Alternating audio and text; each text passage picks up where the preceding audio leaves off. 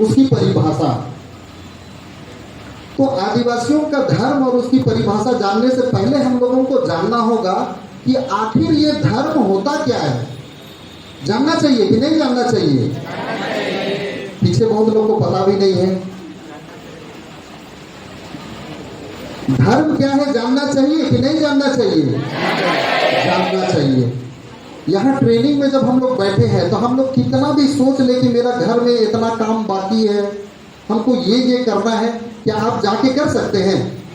किसी भी हाल में 2 घंटा आपको तो यहाँ बैठना ही है।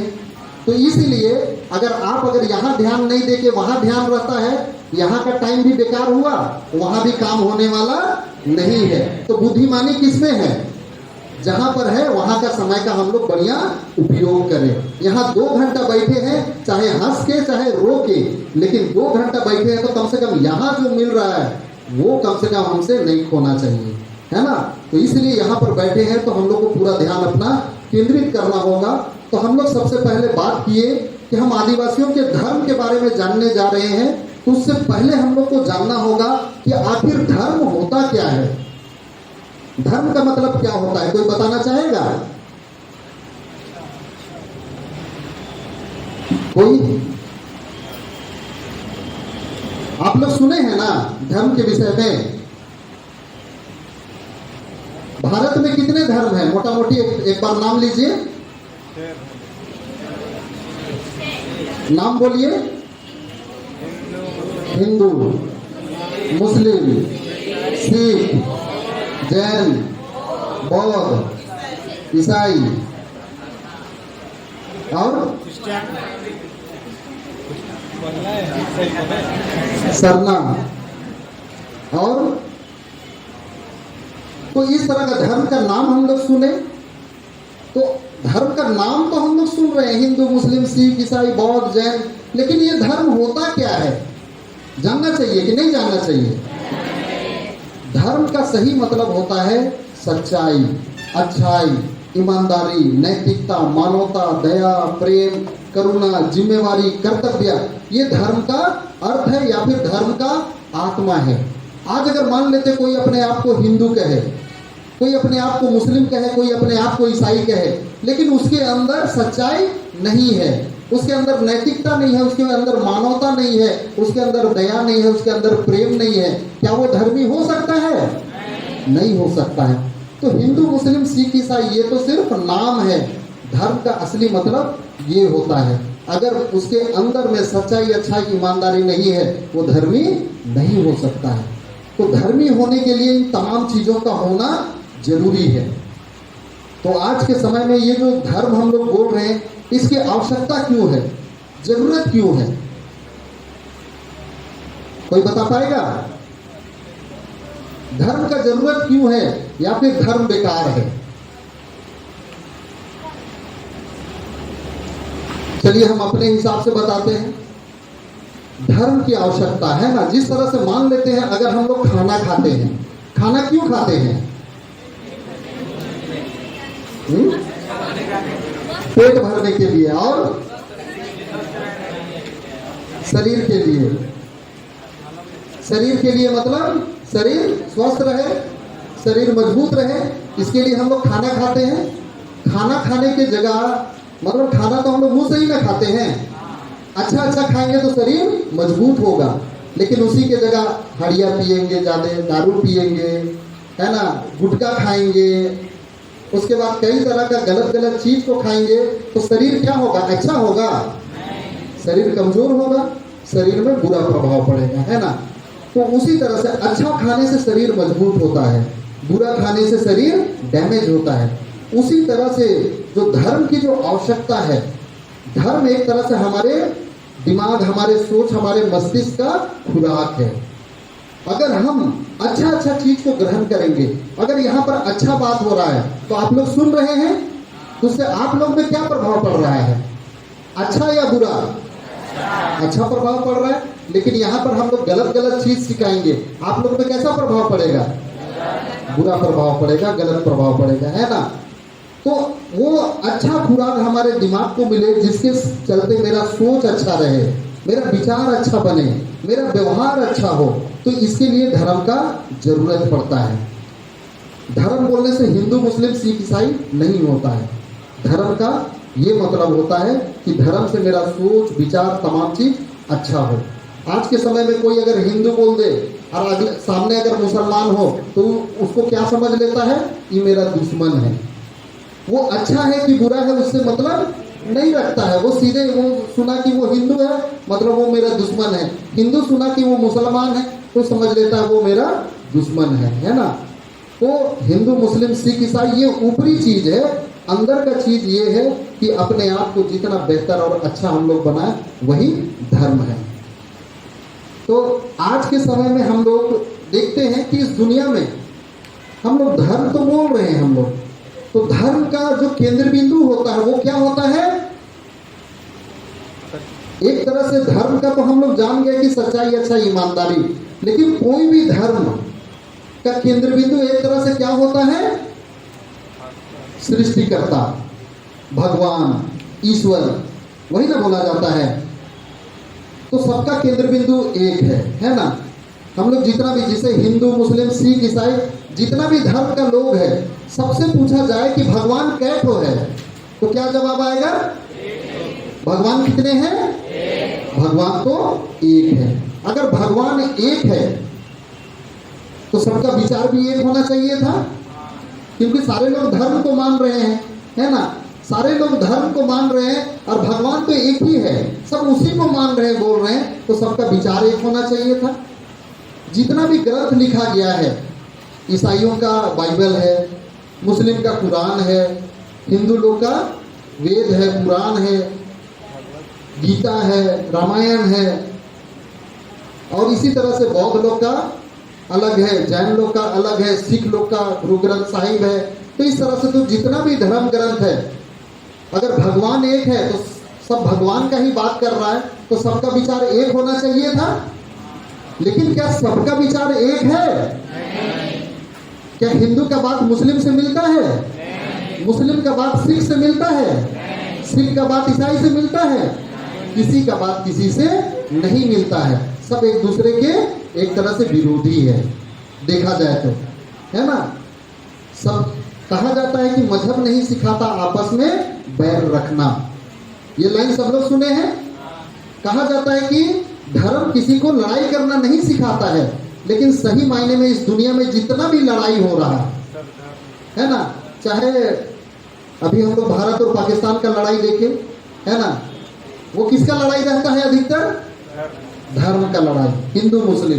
भारत के अंदर भी जो लड़ाई होता है, हिंदू मुस्लिम सिख ईसाई, इस तरह का धर्म के नाम पे लड़ाई होता है। आज यूक्रेन और रसिया का जो लड़ाई हो रहा है, धर्म के नाम पे ही लड़ाई होता है। तो जितना भी लड़ाई होता है वो धर्म के नाम पर होता है। तो ऐसा क्यों? कहा जाता है धर्म तो लड़ाई करना नहीं सिखाता है, तो कहीं ना कहीं लोग धर्म का सही मतलब नहीं जानते हैं, जिसके कारण धर्म का नाम तो लेते हैं लेकिन धर्म का काम नहीं हो पाता है। धर्म के नाम पे सिर्फ लड़ाई होता है। तो आज के समय में हम लोग देख रहे हैं कि इस दुनिया में जितने भी हम लोग धर्म को देखें, आज के समय में भारत के हिसाब से अगर हम लोग देखें तो भारत में मेन मुख्य रूप से हम लोग देखते हैं हिंदू धर्म। भारत में हिंदू धर्म कब आया? थोड़ा सा हम लोग इसका इतिहास में अब जाते हैं, है ना। हम लोग एक एक बिंदु पर हम लोग देख रहे हैं आवश्यकता क्या है, उसका मतलब क्या है। तो अब हम लोग एक तरह से इतिहास में जा रहे हैं कि जो यहाँ पर हम लोग जितने भी धर्म को देख रहे हैं, जैसे हिंदू धर्म भारत में कब आया? जब भारत में आर्य लोग आए। उससे पहले यहाँ हिंदू धर्म था? नहीं था। जब विदेश से आर्य लोग भारत आए और उसके बाद उन लोगों ने जो धर्म को बनाया वो हिंदू धर्म कहलाता है। लेकिन आर्य लोग जहां से आए वहां हिंदू धर्म नहीं है। वो लोग जो यूरेशिया से आए तो वहां कोई हिंदू धर्म नहीं है। वो लोग यहाँ आए और यहाँ आने के बाद स्थिति परिस्थिति को देखते हुए वो लोग देखा कि किसको भगवान बनाया जाए। आदिवासी को कंट्रोल करना है तो यहाँ किसको भगवान बनाया जाए, उन लोगों को कंट्रोल करना है तो वहाँ किसको भगवान बनाया जाए। इसीलिए हिंदू धर्म में कहा जाता है कितना 84 करोड़ देवी देवता है। आप अगर यहाँ पर अभी कुछ समय पहले कोरोना कोरोना का प्रकोप हम लोग देखे, उस समय लोग पूजा कर रहे थे कोरोना मैया, है ना, कोरोना माँ बना दिया उसको, है ना, अब कोरोना माँ का पूजा कर रहे हैं कि इसको पूजा करेंगे तो कोरोना नहीं होगा। तो लोग इस तरह से मतलब डर से और कई कारण से कई तरह का भगवान को यहाँ पैदा कर दिए, है ना।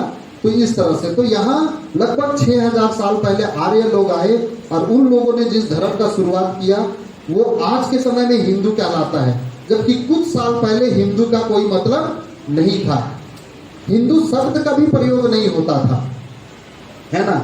उस समय शैव धर्म था, वैष्णव पंथ था, लेकिन हिंदू का नाम नहीं आता था। कुछ समय पहले से हिंदू शब्द आया। ईसा मसीह का जन्म कब हुआ? 2000 साल पहले। कहाँ हुआ? यरूशलेम में हुआ, है ना। भारत में ये धर्म कब आया? जब अंग्रेज लोग यहाँ आए, लगभग 1845 में 2-4 लोगों को वो लोग ईसाई बनाए। रांची में एक जगह है नगरी क्षेत्र का जो जगह है हेथा गांव में 2-3 लोगों को वहां ईसाई बनाया गया। एक का नाम डोमन था और एक दो जन का और कुछ नाम था, है ना। तो वहां वो लोग पहला ईसाई बने। उसी तरह से और एक आध जगह है, वहां पर 1-2 जन को बनाए और वहीं से फिर शुरुआत हुआ। मतलब 1845 से ईसाई धर्म का शुरुआत इस भारत में हुआ। गौतम बुद्ध जब दुनिया में पैदा लिए, बौद्ध धर्म कब आया? जब गौतम बुद्ध पैदा लिए और उसके बाद उन्होंने जो रास्ता चलाया वो बौद्ध धर्म कहलाया। महावीर जैन आए, जैन धर्म आया, है ना। मोहम्मद पैगंबर आए और मोहम्मद पैगंबर के आने के बाद से इस्लाम धर्म का शुरुआत हुआ। लेकिन जब ये लोग इस दुनिया में पैदा भी नहीं लिए थे, ईसा मसीह पैदा नहीं लिए थे, आर्य लोग इस देश में नहीं आए थे, है ना, गौतम बुद्ध जन्म नहीं लिया था, महावीर जन्म नहीं लिया था, तब इस दुनिया में धर्म था कि नहीं था? उस समय इस दुनिया में हमारे बाप दादा थे कि नहीं थे? हमारे बाप दादा तो शुरू से है ना। तो उस समय भी हमारे बाप दादा इस दुनिया में थे और उन्होंने जिस धर्म को माना, जिस चीज को माना, उसका आधार क्या था? प्रकृति, नेचर, है ना। हमारे पुरखा ना हिंदू थे, ना मुस्लिम थे, ना सिख थे, ना ईसाई थे, ना किसी व्यक्ति को भगवान मानते थे, ना किसी व्यक्ति द्वारा लिखे गए पुस्तक को धर्म ग्रंथ मानते थे, ना किसी आकृति को मानते थे। हमारे पुरखा सीधे सीधे प्रकृति को अपना आधार मानकर चलते थे। और एक समय कहा जाता था कि उस समय जब इतना धर्म भी नहीं था, ना हिंदू था, ना मुस्लिम, ना सिख, ना ईसाई, कोई धर्म नहीं था, तो उस समय का युग एक तरह से क्या कहलाता था? सतयुग। सतयुग आप लोग सुने हैं? तो सतयुग तो आज के समय में बोलने लगा, उस समय बोलता नहीं था कि ये सतयुग है। लेकिन उस समय का युग में कोई झूठ नहीं बोलता था, कोई किसी पर अत्याचार नहीं करता था, कोई किसी पर शासन नहीं करता था, है ना। और प्रकृति को ही अपना आधार मान के अपना जीवन जीता था। तो वो थे हमारे पुरखा। तो वो युग एक तरह से सतयुग था। आज के समय में तो दुनिया में इतना धर्म आ गया, आया कि नहीं आया? तो हिंदू, मुस्लिम, सिख, ईसाई, बौद्ध, जैन, इतना धर्म आ गया। तो अगर वो युग सतयुग था, वो युग अगर धर्मयुग था, तो आज का युग को क्या होना चाहिए था? महाधर्म युग होना चाहिए था, महासतयुग होना चाहिए था। क्योंकि उस समय तो केवल एक धर्म था, हम लोग का पुरखा वाला धर्म। आज के समय तो इतना धर्म हो गया। आज कदम कदम में आपको मंदिर मिलेगा, कदम कदम में मस्जिद मिलेगा, कदम कदम में गिरजा, गुरुद्वारा, इतना वेद पुराण, है ना, रामायण से लेके बाइबल, एक चीज आपको मिलेगा। तो जब वो युग, जब कुछ भी नहीं था, वो जब धर्मयुग था, सतयुग था, तो आज का युग को महासतयुग हो जाना चाहिए था, महाधर्मयुग हो जाना चाहिए था। लेकिन ये कौन सा युग कहलाता है? क्या कहलाता है? कलयुग क्यों कहलाता है? बहुत अच्छे लोग हैं, इसलिए यहाँ मतलब एक दूसरे, मतलब इतना पुण्य करते हैं, एक दूसरे से इतना अच्छा व्यवहार करते हैं, इसीलिए कलयुग है। तो कलयुग क्यों है? यहाँ धर्म को अधर्म किया जा रहा है, यहाँ धर्म को अधर्म किया जा रहा है और सत्य को मिथ बना दिया जा रहा है, इसीलिए कलयुग बोला जाता है। बिल्कुल यही हो रहा है। आज के समय में कोई अगर रो रहा है तो हम लोग नहीं बोल सकते कि वो सही में रो रहा है, हो सके उसका आंसू मगरमच्छ का आंसू होगा। तो आज के समय में ढोंग आ गया है, आज के समय में भ्रष्टाचार आ गया है, आज के समय में लोग साजिश रचते हैं, है ना। तो इतना इतना मंदिर मस्जिद गिरजा गुरुद्वारा हो गया, उसके बावजूद ऐसा कैसे हो गया? नहीं होना चाहिए था। तो कहीं ना कहीं धर्म के नाम पे अधर्म का काम हो रहा है, जिसके कारण ये युग क्या हो गया?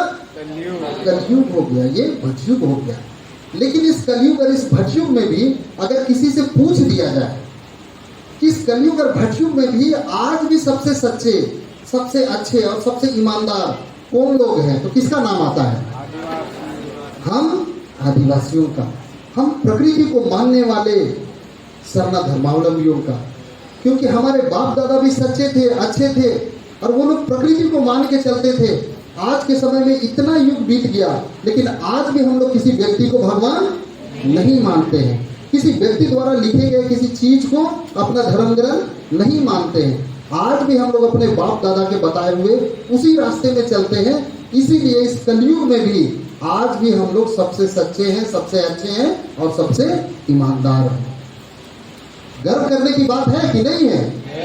लेकिन आज लोग धर्म धर्म बोल के पूरा घर में भी मंदिर बना दिया है, लेकिन छल कपट और पूरा दुनिया तबाह हो गया। लेकिन आज वो लोग गर्व करता है और हम लोग अपने आप को नीचा और छोटा मान के बैठ गए हैं। तो आज हम लोग को गर्व करना होगा। तो आज हम लोग और भी इस पर बात करेंगे कि ठीक है कि बाकी धर्म जो जिस चीज को माना, जिसके कारण वो लोग आखिर किस चीज को माने कि धर्म के नाम पे भी वो लोग अधर्म कर रहा है। लेकिन हम लोग तो धर्म धर्म नहीं भी बोलते हैं, लेकिन उसके बाद भी हम लोग इतने सच्चे और इतने अच्छे कैसे हैं? जानना चाहिए कि नहीं जानना चाहिए? जानना चाहिए। तो इसके